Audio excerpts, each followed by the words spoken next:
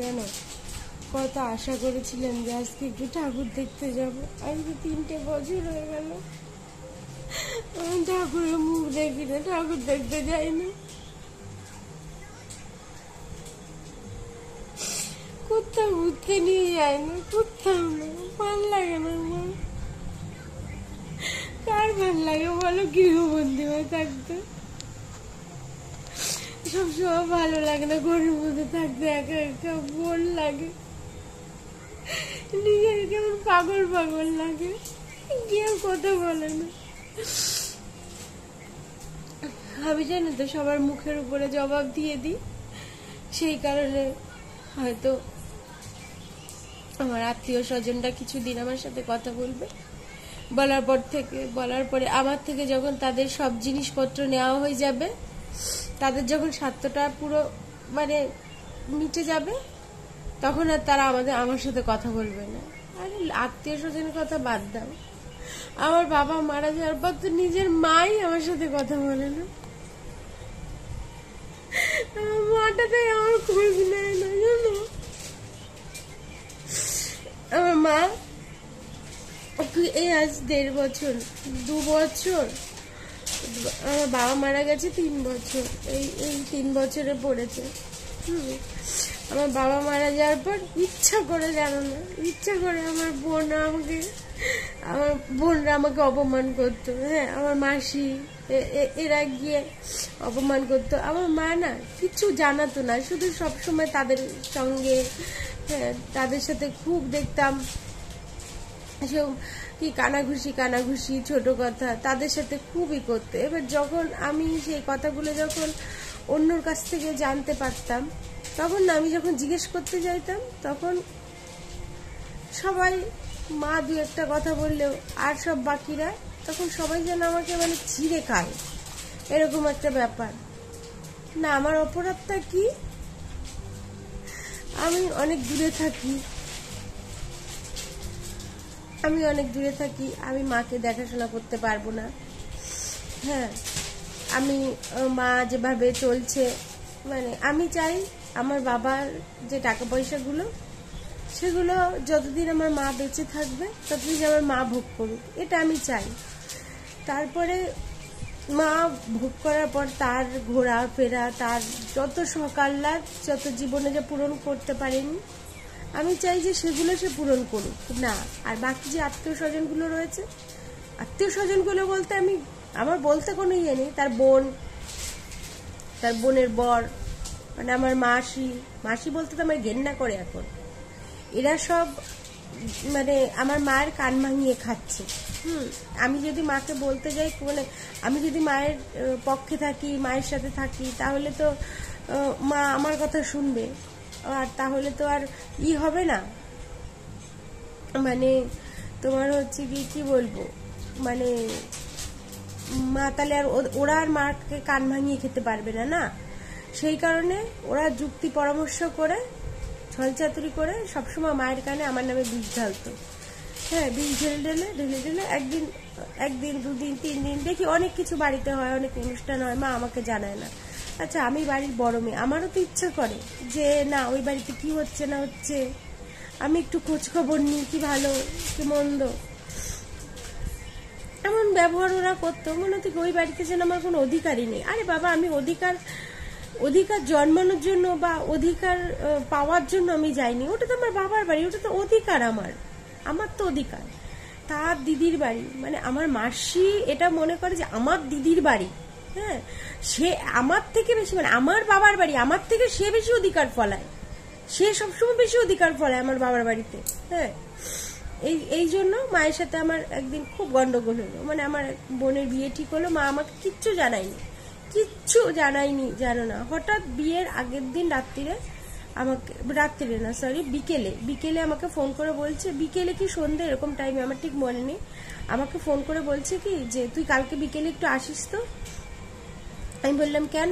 বলছে না, কালকে তো বোনের বিয়ে, তাই তোমরা বলো যে আমার বোনের বিয়ে হবে, আমার এক মায়ের পেটের বোন, হ্যাঁ, সে বোনের বিয়ে হবে, আর আমি তাও কি আমার স্বামী আমার মেয়ে কাউকে নিয়ে যাব না, আমি শুধুমাত্র আমি একা যাব, এটা কখনো কোনো মেয়ের পক্ষে সম্ভব মেনে নেওয়া?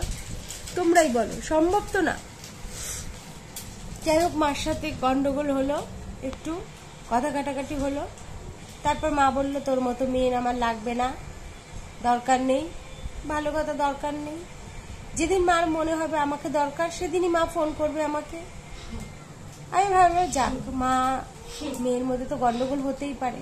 জানো আমি কত ফোন করেছি, তোমরা জানো না। আমার তখন অপারেশন হবে, সেই অপারেশন আমার বড় একটা সমস্যা হয়েছিল। তখন আমি যত বড়ই হয়ে যাই না কেন, কোনো সন্তান যত বড়ই হয়ে যাক না কেন তার মার কাছে, বা তার বয়স যতই বেশি হোক না কেন, যদি তার বাবা মা জীবিত থাকে না, সেই অসুস্থতার সময় না, তখন মনে হয় যে তার মা বাবা পাশে থাকুক।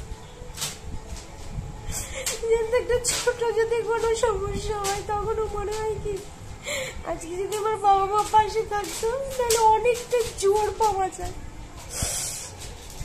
যতই স্বামী থাকুক একটা মেয়ের কাছে, তবুও না বাবা মাটা অনেক অনেক আলাদা। তোমরা হয়তো যারা আমার মতন বাবা মা আছে কিন্তু বাবা মার কাছে যেতে পারো না, তারাই একমাত্রটা আমার কষ্ট বুঝবে, তাছাড়া আমার কষ্ট অন্য কেউ বুঝবে না। আর জানো তো আমার মা ঘুরতে টুরতে ছোটবেলায় নিয়ে যেত না, নিয়ে গেলে বলতো না তোকে ঘুরতে নিয়ে যাব না, খুব কম নিয়ে যেত আমাকে। আর আমার আরো 2 বোন আছে, আমরা 3 বোন। আমার ওই 2 বোনকে ঘুরতে নিয়ে যেত, আমাকে নিয়ে যেত না, বলতো যার সাথে বিয়ে হবে তার সাথে ঘুরবি। আমার এমনই একটা পোড়া গোপাল, বিশ্বাস করো তোমরা, আমি না একটু ঘুরতে যাই, মানে আমার খুব বড় বড় জায়গায় যাওয়ার দরকার নেই, যেখানে প্রচুর টাকা পয়সা লাগে সেসব জায়গায় যাওয়ার দরকার নেই। আমাকে নিয়ে বিকেল বেলা যদি একটু বাজারের দিকেও যায়, আমি হেঁটে হেঁটে যাবো, কিন্তু আমার ইচ্ছে আমার স্বামীর সাথে যাই একটু হাত ধরে ঘুরতে। আমাকে কিচ্ছু খাওয়াতে হবে না, বিশেষ করে আমি খাবারও চাই না, আমি শুধু চাই একটু আমার স্বামীর হাতটা ধরে ঘুরতে। আমি না ফোনে অনেক দেখেছি, অনেক দেখি,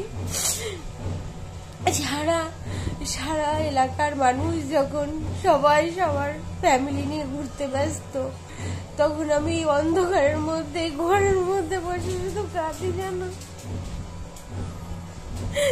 শুধু কাঁদি। আজকে না সত্যি বিশেষ করে আমার এত কষ্ট ছিল 2-3 দিন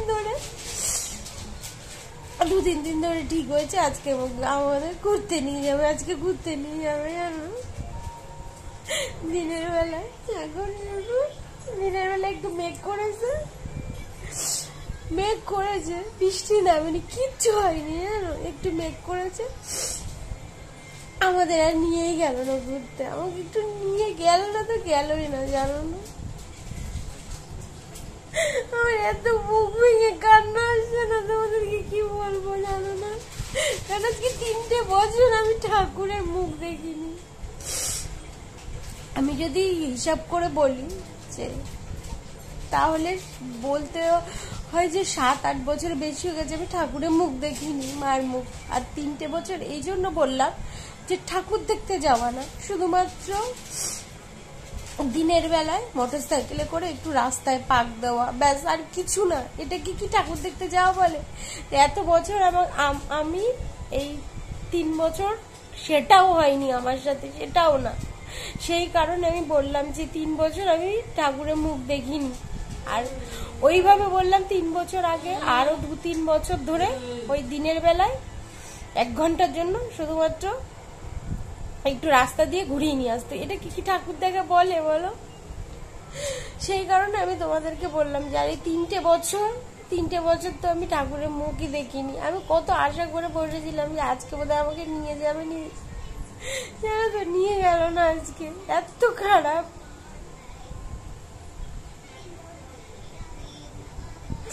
আমার না সত্যি কথা বলার কোনো মানুষ নেই। আমি জানো তো রাস্তায় বেরোই না, আমার ভালো লাগে না।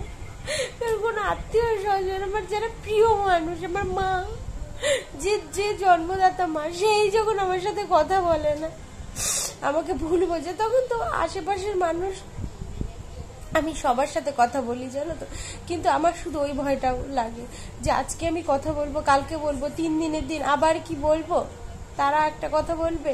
তুমি তো তোমরা তো জানো যে পাড়ার মানুষ কেমন হয়, একজন ভালো কথা বললে 5 জন খারাপ কথা বলে, সেই 5 জন খারাপ কথার মধ্যে যখন তুমি থাকবে না, তুমি তা হ্যাঁও করবে না, নাও করবে না, তখন দেখবে কি দোষটা তোমারও আসবে। আমি সেই ভয়তে জানো তো, আমি পাড়ায় সেরকম বেরোলেও সবাই আমার সাথে যদি কথা বলে, আমাকে ডেকে যখন কথা বলবে, আমি তখন তার সাথে কথা বলবো। আর তাছাড়া আমার বেরোতেও ভাল লাগে না। নিজের স্বামীর সাথেই যখন আমি ঠিক করে কথা বলতে পারি না, তখন আমি পাড়ার লোকের সাথে গল্প করে কি আর সেই স্বাদ মেটে?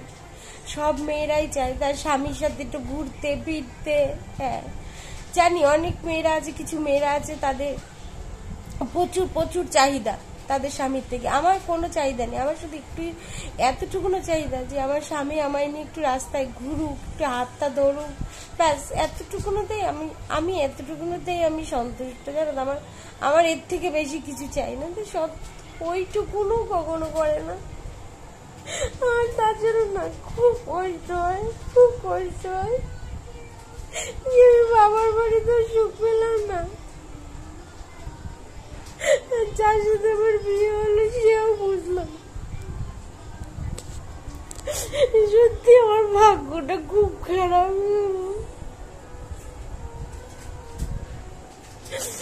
মাঝে মাঝে ইচ্ছা করে কি, সত্যি কথা, মাঝে মাঝে ইচ্ছা করে কি পৃথিবী ছেড়ে চলে যায়। আর সহ্য করতে পারি না, এত কষ্ট হয়, এত কষ্ট হয় যখন দেখি যে রাস্তাঘাটে বেরোলে যে তার স্বামী স্ত্রী ওরা কি সুন্দর ভাবে যাচ্ছে, তখন আমার সত্যি খুব কষ্ট হয়, খুব কষ্ট। আমি আর কিছু বলবো না, আমার খুব খারাপ লাগছে আজকে।